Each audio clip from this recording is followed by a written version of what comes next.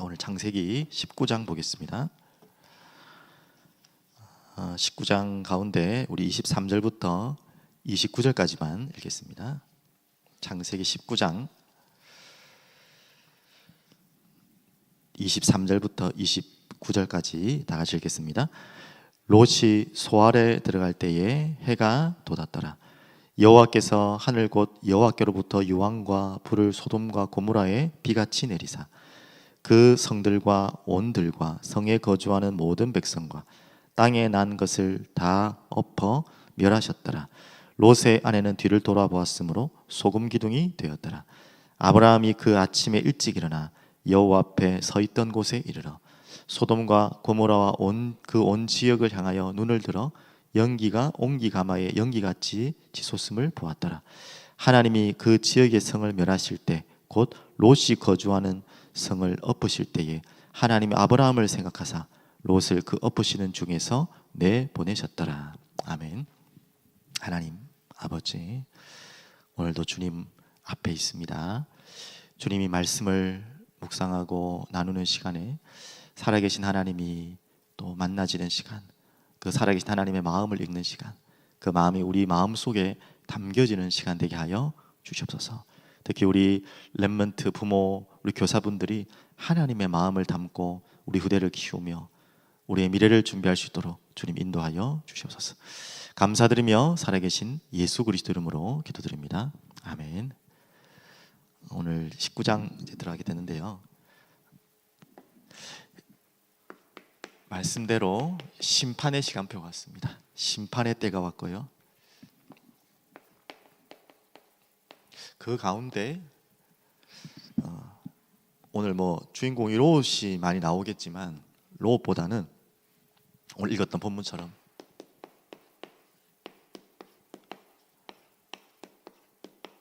결론에 좀 나오려고 하는데요, 전도자의 자리가 어딘지 조금 더 말씀드리면 전도자의 자세, 마음까지 연결되겠죠. 전도자의 자리와 자세는 어떤 마음이 되는지 오늘 19장을 통해 확인하는 시간 되고, 오늘 하루를 시작하시고 또 우리 렘넌트들과 우리 미래를 두고 기도하는 그런 시간 되길 바랍니다.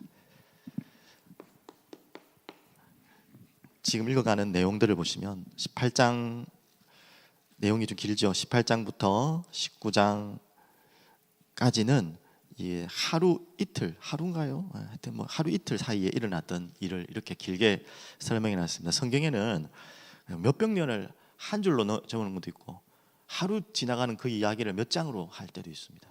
그 말은 성경은 역사를 기록하는 목적이 아니라 하나님의 마음과 하나님의 계획과 또 하나님의 소원인 구원과 또 구원 이전의 심판을 설명하는 내용이 성경이라고 이렇게 말씀할 수 있습니다.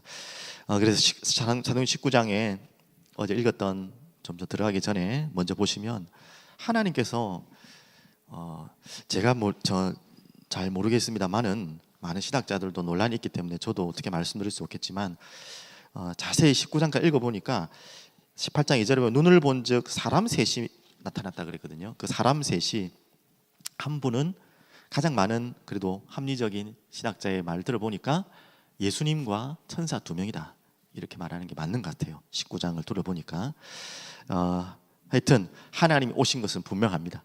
하나님이 아브라함이 오신 목적이 있죠. 두 가지 목적이라고 했습니다. 잠시 정리하면 첫 번째는 아브라함을 통해서 이제는 아브라함에게는 이미 이제 확실하게 말씀이 전달된 것 같고 이 사라가 아직 이 말씀에 믿음이 없는 것 같아요. 아브라함을 통해서 사라에게 네 몸에서 이제 이삭이 낳을 것, 아들이 나올 것, 이제 곧 다 왔다, 이제 다 왔다, 이제 그만 좀 이제 불신앙하고 이제는 믿어라, 내년이다, 내년 이맘때 이제 내가 다시 오겠다라는 말씀까지 하시면서 뭘 말씀했냐? 아들 하나 주겠다는 말이 아니라 먼 집안에 아들 하나 나오는 게 그렇게 대단하다고 하나님까지 오셔가지고 그렇게까지 사정하듯이 막 그렇게 하십니까? 그 말이 단순한 말이 아니라 이거 얘기하는 거죠. 그냥 보통 아들이 아니죠. 어제 말씀 나왔죠. 여자의 후손으로 오실 그 메시아의 족보에 들어갈 그 아들, 그 후손으로 오실 그 어떻게 보면 조상의 아들, 어마어마한 아들이죠. 영원한 우리 인생을 구원할 생명을 살릴 아들, 그 아들 주시겠다. 그래서 우리 생명 언약을 다시 한번 이제는 사라에게 또 그 말 듣고 사라 피식 웃었잖아요. 다시 한 번 더 새겨주는 그 이름입니다. 그래서 이삭, 처음에는 아브라함도 웃었고 사라도 웃었지만 이 창세기 21장에 보면 진짜 이삭이 나오면서 모든 가족들이 웃습니다. 그 웃음의 의미가 뭐겠습니까? 아들 나왔으니까 웃었겠습니까? 그런 의미를 넘어서 하나님은 전능하신 분 맞구나, 엘샤다이 하나님 맞구나. 계속해서 나올 때마다 하나님 말씀하십니다. 나는 전능하신 하나님이다. 아브라함에게도 전능하신 하나님이다. 안 믿을 때, 사라도 피식 웃을 때 나는 전능하신 여호와다. 엘샤다이, 그 하나님을 진짜 이제 확인하게 된 거죠. 그 웃음, 그 이삭이라는 이름 자체가 웃음이죠. 이 웃음이죠. 그 이삭을 통해 오실, 또한 그 후손으로 오실 그리스도를 말씀하신 것이고, 또 두 가지 의미가 있습니다. 하나님 왜 그렇게 급하게 내려오셔가지고 아브라함을 그렇게 만납니까? 그냥 지나가셔도 되는데 그냥 가셔가지고 소돔을 보러 왔다 그랬거든요. 얼마나 소돔의 제약이 심한지 내가 보러 오겠다. 하나님이 하늘에서 못 보셔가지고 직접 내려와셔 보셔야지만 되는 그런 하나님이십니까? 절대 그 말이 아니죠. 그럼 왜 굳이 아브라함에게 나타나가 나 보러 왔다, 소돔 보러 왔다, 소돔 이거 어떻게 되는지 내가 마지막 한마디로 심판 이전에 한번 현장 검증하듯이 온 것처럼 이야기합니다. 그런데 그 마음 뜻이 18장 17절에 되죠. 18장 17절, 여호와께서 이르시되 내가 하려는 것을, 지금 하려는 것은 심판을 말하는 거죠. 아브라함에게 숨기겠느냐. 참 이게 하나님의 마음입니다. 그냥 위에서도 다 보셔도 되는데 굳이 내려오셔가지고 한 번 더 보겠다고 하는 목적은, 한 번 더 본다는 목적도 계시겠지만 결국 누구에게 말하려고? 아브라함에게 나타나서 야, 저 땅이 심판받을 거라는 것을 일부러 말씀하시는 거예요. 하나님은 여러분과 저에게 그렇게 항상 하십니다. 전도자에게, 부족하지만 연약하지만 전도자에게 알리십니다. 이 시대가 어떤 시대인지를 알리셔서 지금 무엇을 네가 해야 될지를 말씀하고 있는 겁니다. 아브라함에게 말했다는 것은 무슨 말인지 알겠죠? 아브라함을 통해 그래도 마지막 심판 때 그 심판할 소돔과 고모라의 의인을 찾기 위해서, 또 부르짖기 위해서, 기도하게 하기 위해서 하나님의 마음입니다. 그게 하나님께서 급하게 천사를 데리고 와서 예수님이 오셔서 아브라함에게 하시려고 하는 만나신 긴급한 어떻게 보면 목적이죠. 그래서 말씀드렸죠. 심판이 목적이 아니라 그 가운데 의로운 자를 찾고 회개할 자를 찾고 결국은 하나님 마음은 구원하고 싶으신 거예요. 공의의 하나님이 맞으시지만 사랑의 하나님이시잖아요. 용사님도 그 이야기 하셨잖아요. 옳고 그른 것을 선택할 것이냐, 사랑을 선택하실 것이냐. 사랑을 선택해야 된다. 그럼 옳고 그른 거 다 필요 없다, 뭐 대충 하라, 뭐 불의도 넘어가라, 이 말이 아니죠. 그걸 이루기 위한 것이 사랑이라는 거죠. 공의가 필요 없다는 말이 아닙니다. 바로 하나님의 마음. 오늘 이 마음을 하나님 우리 전도자들에게, 여러분들에게 전하고 계십니다. 소돔과 고모라가 또 멸망한 결정적인 이유는 죄악도 있지만 결국 아브라함과 계속 밀당을 하시면서 하시는 이야기가 뭐였죠? 의인 10명이 없는 거예요. 50명부터 시작돼가지고 45명, 40명, 30명, 20명, 10명까지 나왔는데 10명으로 최소한 단위를 했는데도 없는 거예요. 10명의 수가 안 되는. 그래 결국은 멸망한 거예요. 그 가운데 의인은 건진 받았지만. 그래서 오늘 내용은 참 민망한 내용들이 나옵니다. 19장 전체 오늘 읽었던 부분 외에는 참 민망한 내용밖에 없습니다. 그래서 간단하게 설명하면요, 19장 1절부터 오늘 읽었던 22절까지 전체 보겠지만 이제 13절, 12절까지죠. 먼저 보면 정말 현장을 보면요, 멸망받을, 심판받을 같은 말이죠. 세상이 맞습니다. 옛날에 이런 일이 있었나 보네요가 아닙니다. 지금은 더 심하면 심했지 부족하지 않죠. 그 현장을 봐야 됩니다. 다는 못 보고요, 이 천사가 이제 2명이 왔다는 거 보니까 예수님은 같이 오시지 않은 것 같아요. 천사가 둘이가 이제 그쪽에서 이제 온 것 같아요. 4절 5절에 보면 이제 그 천사를 봤어, 소돔 사람들이.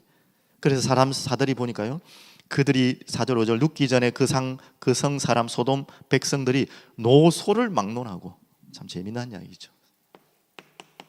노소를 막론하고 얼마나 타락인지 알겠죠. 백성들이 상관하고 4절 제가 읽었죠. 노소를 막론하고 원근에 다 모여 어떻게 봤는지 그 집에 에워싸고 롯을 부르고, 지금 천사가 롯 집에 들어간 걸 봤거든요. 부르고 그에게 이르되 오늘 밤에 내게 온 사람들이 어디 있느냐 이끌어내라. 우리가 그들을 상관하리라. 상관하리라. 참 이렇게 그냥 완곡한 표현을 적었는데 정확한 표현은 야다, 이렇게 알다 이런 뜻인데 조금 더 말하면 성관계 하겠다 이 말이에요. 남자인데 너무나 용모가 아름다운 천사를 보고 이 남자 노소들 막론하고 몰려 들어가지고, 그러니까 쉽게 말하면 동성애 그 완전히 그게 판을 치는 그 도시 아닙니까? 그래서 소돔과 고모라 하면 너무나 유명한 도시로 지금 되어 있는데, 이게 옛날에 허유 그랬나 보다가 아니에요. 지금은 보이지 않게 더 심각하면 심각하겠죠. 그 정도로 심각하고요. 8절에 보면 내게 이제는 거기에 대한 롯에 대한 대처입니다. 친절하게 그 천사를 맞이하고 도와주고 보호해 주는 것은 맞지만 8절을 보면 말이 안 되는 소리를 하고 있습니다. 내게 남자를 가까이 하지 아니한 두 딸이 있노라. 청하건대 내가 그들을 너희에게로 이끌어내리니 너희 눈에 종을 그 좋을 대로 그들에게 행하고 이 사람들은 내 집에 들어오신즉 이 사람들에게는 아무 일도 저지르지 말라. 참 믿음이 좋은 것 같기도 하고 하나님을 이렇게 경외하는 마음이 있는 것 같은데 어떻게 하필이면 자기 남자를 알지 못한 두 딸을 내어줄 테니까 알아서 해라 이 말이에요. 그 대신 이 사람만, 이걸 믿음이라 해야 되나요? 참. 그래서 이 부분을 보면 빛과 소금의 역할을 하고 그 소돔의 죄악을 변화시킬, 그 죄악을 변화시킬 사람들이 그리스도인 의인 아닙니까? 근데 그 역할을 못하고 있고요. 지금 이게 어떻게 보면 그 현장의 문화라고 합니다. 손님을 대접하는 것 좋은 문화인데 그거를 위해서, 그걸 보호하기 위해서 자기 딸을 그 아무거나 그냥 막 내어주는 이런 윤리적이지 않은 비윤리적인 비도덕적인 행위들을 그때 그 당시에는 문화처럼 그 마을에서 했다는 거예요. 근데 그걸 그대로 답수를 받아가지고 롯이 그렇게 결정을 하는 거예요. 그럼 죽으면 죽으리라고 하나님 앞에 기도하면 되지. 그렇게 뭐 얻어맞으면 되는 거지, 맞죠? 그렇게 지금 현장에는 의인이라고 하는 사람이 완전히 한마디로 현장에 젖어들었어요. 그 문화에 젖어들었어요. 지금 우리의 후대들이 이렇게 될 수 있다는 거예요. 문화에 완전히 젖어든 인생, 그 현장을 살려야 될 사람이 그렇게 됐어요. 이간 문화에. 그러면서 세 번째 보면요, 9절에서 11절 보시면 그들이 이르되 열받았습니다. 물러나라. 또 이르되 이자가 와서 거류하면서 우리의 법관이 되려 하는도다 하고 막 이제 막 너를 더하려고 이제 열받아가지고 롯을 이제 밀치고 가까이 와서 손을 내밀어 롯을 집어 이끌어가고 문을 닫되 이제 보호하고 그 문 밖에 무리를 대소를 막론하고 그 눈을 어둡게 하니 그들의 문을 찾느라고 헤매었더라. 결국은 눈을 어둡게 해서 캄캄하게 한 다음에 찾지 못하게 하고 이제 나오는 그런 장면이 나옵니다. 한마디로 지금 완전 그 뭐라고 눈이 뒤집혀 가지고 폭력을 행하는, 쉽게 폭력을 행하고 결국은 한마디로 말하면 그게 나온 사람들이라 표현한 천사들이 눈을 어둡게 했지만 실제로도 완전히 영적인 눈이 캄캄해지는, 눈이 어두운 헤매는 인생들을 살고 있는, 이게 그때 당시에만 있는 일이 아니고 지금 영적으로는 더 심각한 때가 지금입니다. 그 가운데 하나님이 롯의 가정을 아브라함의 기도와 함께 이제 빼내오시려고 지금 하는 거 아닙니까? 이제 그런데 재미난 표현이 떠나긴 떠났는데, 소돔을 떠나긴 떠나는데 완전히 못 떠나요. 몸은 떠나는데 마음이 안 떠나.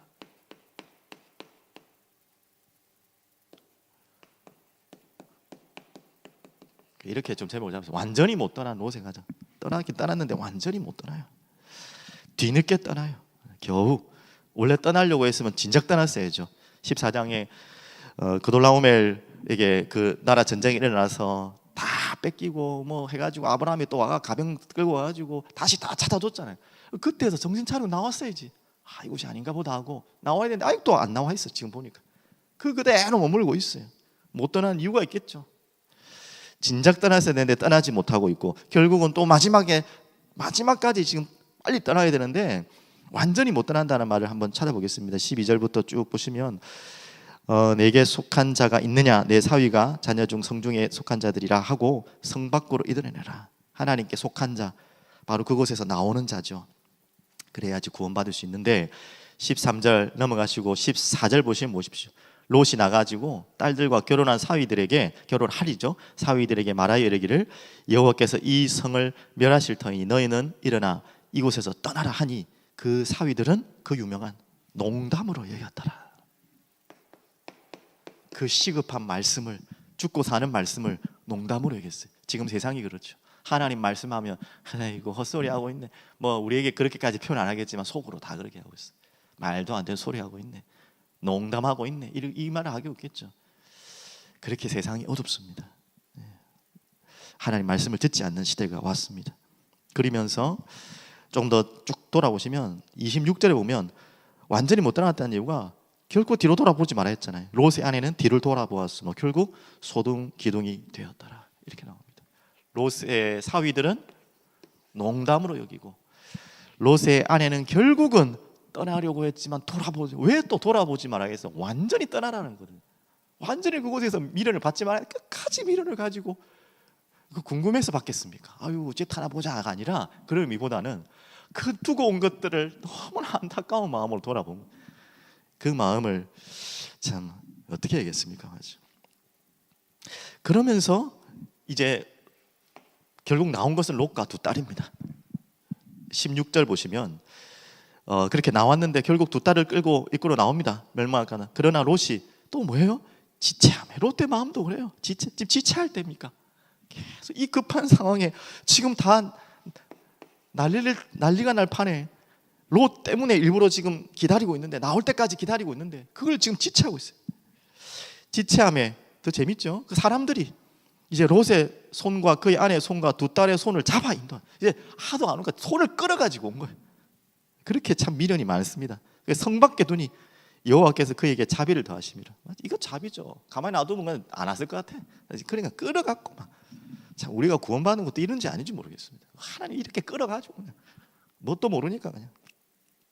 그래서 지체를 하고 끌고 와서 왜 그럴까요? 또 19장 1절에 그 힌트가 있습니다. 마침 롯이 소돔 성문에 앉아 있다가, 이게 힌트입니다. 저도 뭐 몰랐지만 찾아보니까 자료를, 소돔 성문이라는 말은 성문에 앉을 수 있는 사람은 두 종류라고 합니다. 그 지역의 유지, 그 정도로 성공한 거예요. 소돔에서 완전히 한번 성공한 거예요. 또는 그 지역의 뭐 행정관, 재판관, 한마디로 그런 정도. 두 가지를 다 할 수도 있고 둘 중에 하나일 수도 있고, 하여튼 지금 소돔에 뭔가 있는 거예요. 자기의 명예든 재산을 이미 많다는 걸 알고 있고 재산과 명예가 다 있기 때문에 그걸 버리고 못 가는 거예요. 그것 때문에 지금 못 나오고 있는 거예요. 천사 억지로 끌어가지고 막 그렇게까지 은혜로 우리는 구원받았습니다. 소돔, 롯 비웃을 이야기는 아닌 것 같습니다. 그래서 이제 17절 보면요, 또 재미난 예요. 또 나와요. 보면 그래가지고 이제 어디로 가라 했냐면 저 산으로 가라 하는 거예요. 안전하게. 근데 롯이 이제 보면 21절까지 보면요, 안 가겠대. 산으로 또 뭐 이렇게 핑계를 댑니다. 그래 타협합니다. 산으로 가지 말고 저쪽 마을, 작은 마을 저속으로 더 가고 싶다. 완전히 못 떠나 또 아직까지. 그 소활이라는 도시, 작은 도시, 글로 떠나게 됩니다. 뭔 또 미련이 남았는지. 근데 하나님이 얼마나 참, 하나님의 마음이겠죠. 이 천사인지 하나님인지 하여튼 얼마나 이 정말 너그러우신지 21절에 보면 그가 이르되, 그렇게 타협하니까 안 된다, 산으로 가라 그러시 되는데 그에게 이르되 내가 이 일에도 네 소원을 들어주겠다. 네가 말하는 그 성을 멸하지 아니하리다. 그래서 가게 된 곳이 소활입니다. 참 재밌죠. 완전히 못 떠나는, 뒤늦게 겨우 떠나지만 또 완전히 다 못 떠나는 그런 참 우리들의 모습들을 계속해서 부끄럽게 나타나고 있습니다. 그래서 마지막 세 번째는요, 다시 완전히 못 떠난 롯의 가정. 제목이 계속 같은데요, 앞에는 안 쓸게요. 어떻게 됐습니까? 떠났는데 30절부터 쭉 38절, 여기도 참 민망한 이야기들 나와서 제가 다 못 읽겠는데요. 30절 보니까 30절만 보면 롯이 소알에 거주하기를 또 두려워요. 그러면 거기 지가 간다 해가지고 갔으면 가만히 있을 것이지, 그것도 아니거든요. 또 불안한 거예요. 또 두려워하여 어디로 갔습니까? 두 딸과 함께 소알에서 나와 또 산에 올라가. 이제 봤잖아요. 멸망한 걸 보니까. 이제 보니까 진짜 또 두려움이 온 거야. 여기도 또 그렇게 하면 어떻게 할까? 계속해서 구원받아 놓고도 두려움에 쫓겨 사는 인생이 되는 거예요. 그렇게 지금 롯은 한마디로 양다리 걸치고 있는 신앙인의 모델이라 표현하기 모르겠지만 그냥 하나의 표시입니다. 그렇게 많은 신앙생활 하는 사람이 많아요. 신앙생활 하는데도 불안하고 두려워. 맨날 언제 망할지 몰라가지고. 복음이 그런 것입니까? 그렇게 해서 어떻게 됐죠? 이제 두려움 속에서 잡혀서, 제가 안 적겠습니다. 시간 많이 갔네요. 결국 보면 또 그 산에서 이제 그 두 딸과 굴에서 생활하게 되는데, 이 두 딸이 이상한 제안들을 합니다. 또 이제 아버지에게 술을 먹여가지고 우리 어떻게 될지 모르니까 이 딸도 불안한 거예요. 쉽게 말하면 딸도 불안한 거예요. 그렇다고 세 명만 있는 게 아니잖아. 또 내려가면 또 다른 하나님 예비하신 가정이 있을 것이고 남자가 있을 것인데 뭐가 그래 두렵고 불안하고 조급한지. 신앙생활하는 게 이렇게요. 아버지에게 술을 먹여가지고 저기 들어가가지고 우리 후손을 보자. 참 어떻게 보면 갑자기 담할 생각도 나게 하지만 그건 또 다른 이야기입니다. 제가 다시 또 그때를 이야기할 텐데요. 그 담할의 그 행위를 하나님이 그 결론은 좋았지만 그렇게 하는 것을 기뻐하신 것은 아닙니다. 이 행위 자체를 기뻐하신 건 아니에요. 그래서 또 근친상간이 또 나옵니다.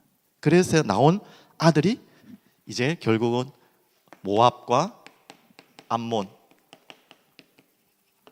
끝까지 이스라엘을 괴롭히고 반대했던. 그리고 신명기 23장 3절에는 그 뭡니까? 잠시만 보시면요. 신명기 23장 3절에 보겠습니다.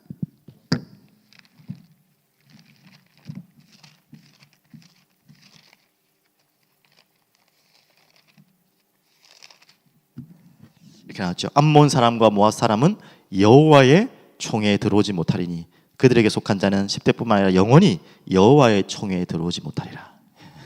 이렇게까지 표현됩니다. 결국 완전히 못 떠난 롯, 그 뭐 소돔을 못 떠났다는 그런 말이 아니잖아요. 완전히 이제 거기에서 구원은 받은지 모르겠지만 구원은 받았겠죠. 의인으로. 하지만 계속해서 세상에 머물러서 그 세상의 흐름 속에서 빠져나오지 못한, 결국 그 후대가 이렇게 멸망의 길을 걸어가는 그것입니다. 오늘 우리 렘넌트 또 교사 부모님들도 계시겠지만 오늘 말씀을 통해 정말 교훈을 삼아야 될 중요한 일입니다. 부모가 믿음으로 완전히 결단하지 못할 때 결국 그 후손들이 그 영향을 반드시 받게 돼 있어요. 오늘 여러분과 저에게 중요한 또 교훈이게 되겠습니다. 그래서 오늘 정말 말씀드리고 싶은 것은 안 읽었던 그 본문입니다. 오늘 전도자의 자리라는 제목을 줬는데 23절부터 보시면 쭉 보시면 27절 볼까요? 27절부터 보시면요, 아브라함이 지금 어떻게 하고 있냐? 그 아침에 일찍이 일어나, 그렇게 나왔죠. 이 전도자의 마음입니다. 일찍 일어나. 왜 일어났습니까? 이제 알기 때문에, 소돔이 멸망할 것을 알기 때문에 이미 아브라함에게 알리셨잖아요.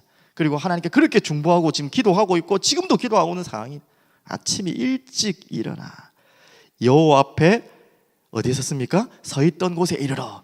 참 재미난 표현이죠. 여호와 앞에 서 있던 곳에 이르러 어디입니까? 18장 22절에 똑같아. 그 소식을 처음 듣고 나서 그 사람들이 거기서 떠나 소돔으로 향하여 가고 아브라함은 여호와 앞에 그대로 섰더니 지금 그 말을 듣고 충격받아가지고 여호와 앞에 떠나지 않고 서 있는 거예요. 왜? 이제 부탁하려고, 여호와께 계속 부탁하려고 그 자리에 다시 와서 그곳에 서 있는 것입니다. 이게 전도자의 자리입니다.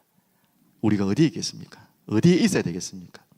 그리고 28절 어떻게 나왔습니까? 소돔과 고모라 그 온 지역을 향하여 눈을 들어 연기가 옹기 가마 연기같이 솟음을 보았더라. 그 멸망의 현장, 심판의 현장을 본 것입니다. 우리 전도자는 반드시 아셔야 돼요. 반드시 이때가 온다는 것. 그래서 뒤에 신약에 가장 많이 멸망의 때를 인용할 때 예수님도 인용했죠. 홍수 노아 때와 소돔 고모라가 멸망할 때를 계속 얘기합니다. 그런 것처럼 언제 올지 모른다는 거예요. 지금 우리에게도 이런 날이 언제 올지 모르니까 대비하라는 거예요. 이 지금 전도자가 멸망의 도시를 그대로 눈앞에서 보고 있어요. 그 마음이 어떻겠습니까? 그 마음이 아이고 우리 롯 내 조카만 나왔으니까 괜찮다, 그런 마음이 아니에요. 그런 얍삽한 마음을 말하는 게 아닙니다. 그 애통한 마음, 그 시급한 마음. 우리 전도자는 그래서 매일 어떤 마음을 살아야 되냐? 마지막처럼 살아야 돼요. 오늘보다 나은 내일이라는 구호를 쓴 사람들이 많더라고요. 오늘보다 나은 내일이 되려면 어떻게 됩니까? 오늘이 마지막처럼 살아야 돼요. 그렇지 않고 내일이 오늘보다 좋을 수가 없어요. 매일 내일로 미루고 다음에 하고 다음에 언젠가, 그 내일이 어떻게 오늘보다 좋겠습니까? 내 오늘의 마지막이다. 오늘 전도자의 마음입니다. 그럼 우리가 뭐 해야겠습니까?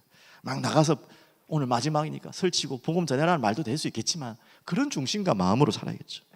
내일이 마지막일 수도 있잖아요. 그 사람에게는 이 지구의 종말은 언제 올지 모르겠지만 그 사람에게는 오늘이 마지막일 수 있잖아요. 그런 마음으로 우리는 현장을 보는 것입니다. 그리고 29절에 마지막 결론이죠. 하나님이 그 지역의 성을 멸하실 때 곧 아브라함이 거주하는 성을 엎으실 때에 누구의 생각하셨죠? 하나님이 아브라함을 생각하사 롯을 그 엎으시는 중에서 내모셨더라. 롯 때문이 아니었대 보면 아브라함을 생각하사. 그게 전도자의 역할입니다. 아브라함을 생각하사. 전도자의 기도입니다. 여러분도 그렇고요. 누군가의 기도로 한 영혼들이 그 안에 절대 주권이고 하나님 예비하신 게 있죠. 그걸 무시하라는 말이 아니라 하나님은 또 전도자의 기도. 여러분도 이 자리에 앉아 계신 게 또 누군가의 기도로 여러분과 제가 이 자리에 앉을 수 있는 거예요. 누군지는 모를 수 있죠. 또 아실 수도 있죠. 여러분들의 부모님일 수도 있고 여러분 누군가를 여러분을 향해 계속 기도했던 응답이 지금 이 자리에 계신 줄도 모릅니다. 그렇다면 우리가 뭘 하겠습니까? 누군가를 향해서 그 사람이 알아주든 못 알아주든 내가 그 사람 기도하는 걸 알든 모르든 그래서 우리는 주보에 지금 교회도 나오지 못하시는 어디 계신지도 모르는 이름을 계속 기도하고 있습니다. 미련한 것 같지만 몰라줘도 돼요. 그래서 이분들이 우리가 기도하는 건 몰라도 돼요. 하지만 우리는 끝까지 기도해야 돼요. 오늘 그런 마음으로 우리 특히 렘넌트들 두고 특히 렘넌트들이 많죠. 어느 날 보였다가 안 보이는 렘넌트들 많을 거예요. 우리의 머리로는 다 기억할 수는 없겠지만 여러분 마음속에 담겨있는 렘넌트였다면 끝까지 기도해 주십시오. 오늘 그런 시간 되기를 간절히 축복드리겠습니다.